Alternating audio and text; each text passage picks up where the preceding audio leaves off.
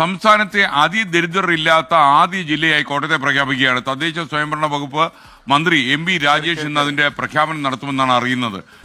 SKN, അതെ, വലിയ സന്തോഷമുള്ളൊരു വാർത്ത എന്ന് വേണമെങ്കിൽ പറയാം. അത് ആദ്യത്തെ ജില്ല കോട്ടയം ജില്ല തന്നെയാകുന്നു എന്ന് പറയുമ്പോൾ അത് വലിയൊരു സന്തോഷം എനിക്കും വ്യക്തിപരമായിട്ടുണ്ട് എന്നുള്ള കാര്യത്തിൽ യാതൊരു സംശയവുമില്ല. കാരണം സംസ്ഥാനത്തെ ആദ്യത്തെ അതിദരിദ്രരില്ലാത്ത ജില്ല, നമുക്ക് ലഭിക്കുന്ന വിവരങ്ങൾ അനുസരിച്ച് രാജ്യത്തെ തന്നെ ആദ്യത്തെ ജില്ല എന്നുള്ള ഒരു വിവരമാണ് നമുക്ക് ലഭിക്കുന്നത്.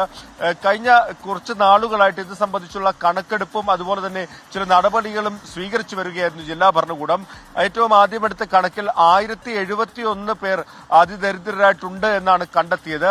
അതിൽ ചില ആ കണ്ടെത്തിയതിൽ നിന്നും മരിച്ചുപോയ ചില ആളുകളെ ഒഴിവാക്കി, അതുപോലെ തന്നെ മറ്റ് സംസ്ഥാനത്ത് താമസിക്കുന്നവരൊക്കെ ഒഴിവാക്കിയപ്പോൾ ഏകദേശം 650 പരം കുടുംബങ്ങളാണ് ഇത്തരത്തിൽ ബുദ്ധിമുട്ട് അനുഭവിക്കുന്നതെന്ന് കണ്ടെത്തി.